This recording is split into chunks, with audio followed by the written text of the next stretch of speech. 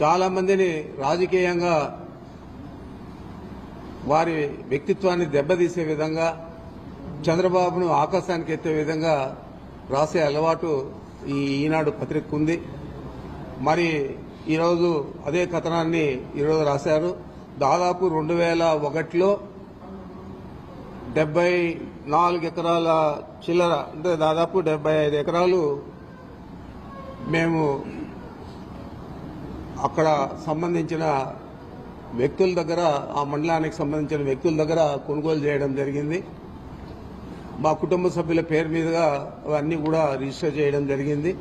దాన్ని అభూత కల్పనలు కలుపుతూ కేవలం 23 ఎకరాల భూమిని 75 ఎకరాలు ఎట్లా అయింది అని చెప్పి వాళ్ళు రాయడం జరిగింది. మరి నేను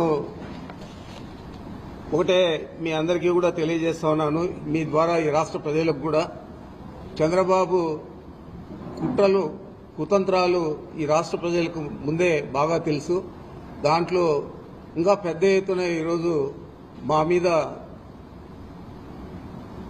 ఒక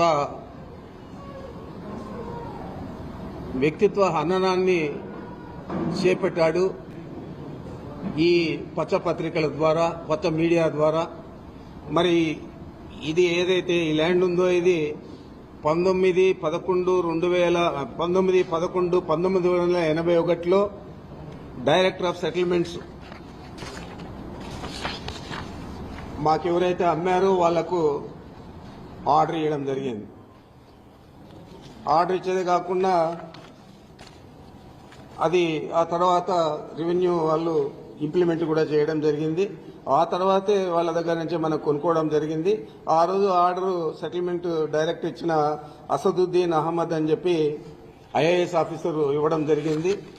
ఇది ఈ కాపీ మీ అందరికీ కూడా చూపిస్తా ఉన్నాను. అవసరమైతే మీ అందరికీ కూడా జిరాక్సులు తీసి కాపీలు కూడా ఇవ్వడం జరుగుతుంది. అదేవిధంగా అక్కడేదో అధునాతన గెస్ట్ హౌస్ కట్టినామంటారు.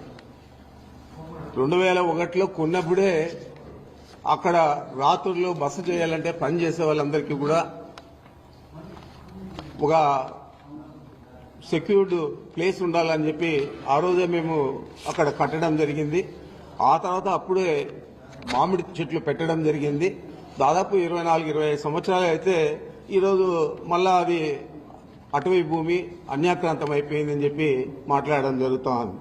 మీకు ఒకటే నేను తెలియజేస్తా ఉన్నాను, కిరణ్ కుమార్ రెడ్డి ముఖ్యమంత్రిగా ఉన్నప్పుడు వెంకటరమణారెడ్డి అని చెప్పి ఏదైతే ఒక తెలుగుదేశం పార్టీ నాయకుడు ఉన్నాడో అతను ఆ రోజు ముఖ్యమంత్రికి కంప్లైంట్ ఇస్తే కిరణ్ కుమార్ రెడ్డి దాని మీద సర్వే చేయించి అదంతా కూడా రెవెన్యూ వాళ్ళు, ఫారెస్ట్ వాళ్ళు జాయింట్ సర్వే చేసి ఇది ప్రైవేట్ ల్యాండ్, ఇది ఫారెస్ట్ డిపార్ట్మెంట్కి సంబంధం లేదని కూడా తేల్చడం జరిగింది. అదే మళ్ళా 2014లో అదే వెంకటరమణారెడ్డి మళ్ళా చంద్రబాబుకు ఒక పిటిషన్ ఇస్తే ఆ పిటిషన్ ద్వారా మళ్ళా ఎంక్వైరీ చేయించి మళ్ళా అదే తేల్చడం జరిగింది. వాళ్ళు హైకోర్టులో కూడా వెంకటరమణారెడ్డి వేస్తే హైకోర్టులో కూడా దాని మీద ఉత్తర్వులు ఇవ్వకుండా డిస్మిస్ చేయడం జరిగింది. మరి ఈరోజు ఆ భూమిని 23 ఎకరాలు 75 ఎకరాలు కావాలంటే ఎలాగా ఇచ్చాడు ఇతను సెటిల్మెంట్ డైరెక్టర్. మరి ఆ భూమి ఎక్స్టెంట్ కూడా 75 acres 74 cents అని ఇచ్చారు. సర్వే నంబర్లు వచ్చి 295, 296 అని ఇచ్చారు. మరి ఇంత క్లియర్ గా ఇచ్చాడు. ఇచ్చేదే కాకుండా ఫారెస్ట్ గెజెట్ ఉంటుంది. ఫారెస్ట్ గెజెట్ లో 1968లోనే అది వాళ్ళు పక్కకు పెట్టేశారు. ఆ ఫారెస్ట్ గెజెట్ కూడా మీకు చూపిస్తా ఉన్నాను. ఇది ఫారెస్ట్ గెజెట్.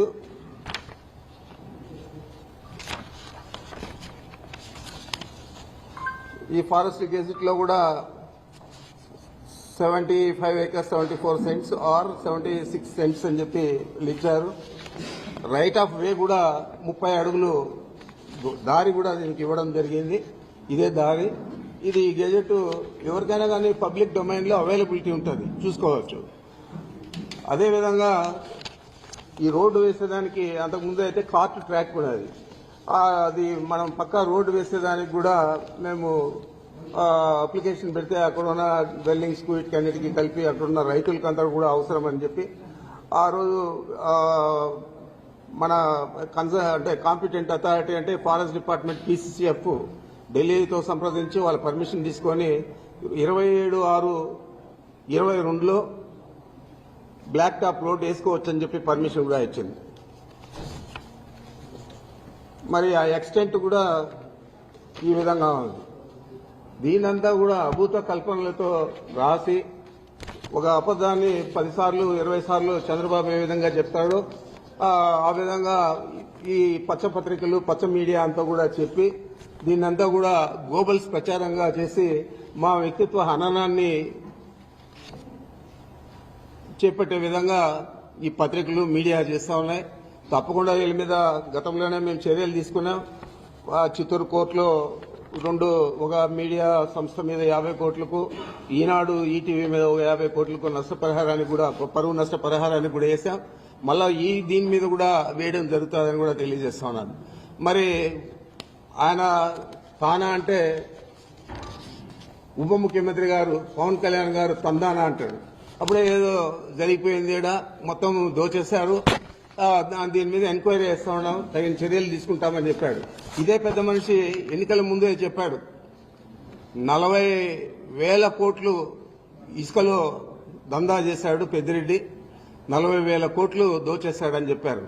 మరి ₹1 తినింటే ₹1 దోచేస్తుంటే ఎందుకు కానీ యాక్షన్ తీసుకోలేదని అడుగుతా ఉన్నాను. ఏ విధమైన యాక్షన్ తీసుకోకుండా మా ఫైల్స్ చూస్తే తెలుస్తారు మీకు ఏం రాశాను నేను అని చెప్పి. మరి ఆ విధంగా రాసినాను కాబట్టి ఈరోజు నన్ను ఏది ఎదిరించలేకుండా దాని గురించి మాట్లాడడం లేదు. ఇదే పెద్ద మనిషి ఆ రోజు ఎన్నికల్లోనే నేను రెడ్ శాండిల్ అంతా కూడా ఎక్స్పోర్ట్ చేశాను, ఆయన చేసిందంతా కూడా నేపాల్లో పట్టుబడింది, దాని మీద మేము అధికారంలోకి వస్తానే చర్యలు తీసుకుంటానని చెప్పాడు ఇదే పవన్ కళ్యాణ్ గారు. మరి నువ్వు ఫారెస్ట్ మంత్రి అయ్యావు, ఉప ముఖ్యమంత్రి అయ్యావు, మరి నేపాల్కి పోయి ఎందుకు గాను అక్కడ ఉన్న రెడ్ శాండిల్ తెచ్చి నేను చేస్తుంటే నా మీద ఎందుకు యాక్షన్ తీసుకోలేదని అడుగుతున్నాను. ఏది కూడా లేకుండా ఒక వ్యక్తిత్వ హననాన్ని చేపట్టే విధంగా ఈ ప్రభుత్వంలో ఉన్న పెద్ద మనుషులందరూ కూడా పనిచేస్తా ఉన్నారు. ఈ రాష్ట్ర ప్రజలందరూ కూడా గమనించాలని నేను కోరుతా ఉన్నాను. మీ అందరికీ తెలుసు మదనపల్లిలో ఏదో జరిగిపోయిందని చెప్పి చంద్రబాబు ఆ రోజు ఆయనకంతా కూడా డైవర్షన్ పాలిటిక్స్, ఇక్కడ చిన్నది వాళ్ళకు వ్యతిరేకంగా వస్తే మమ్మల్ని అందరినీ ఇంకా వ్యతిరేకంగా చూపించే పరిస్థితి. ఆ విధంగా ఆ రోజు ఒక డీజీపీ గారిని, CCLA కమిషనర్ను,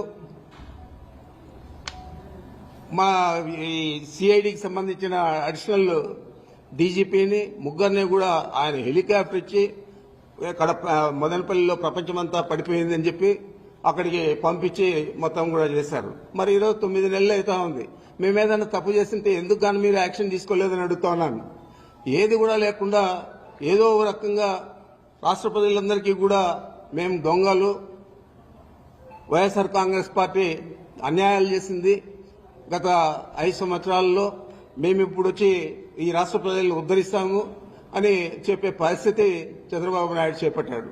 నేను ఒకటే అడుగుతా ఉన్నాను, అయ్యా నువ్వు అన్ని హామీలు ఇచ్చావు, అబద్దం మీద అబద్దం చెప్పావు, అబద్దం చెప్పకుండా చెప్పావు, మరి ఇన్ని సూపర్ 6 అన్నావు, సూపర్ 7 అన్నావు, మరి నిన్నటి పరిస్థితి ఏంది అని అడుగుతా ఉన్నాను.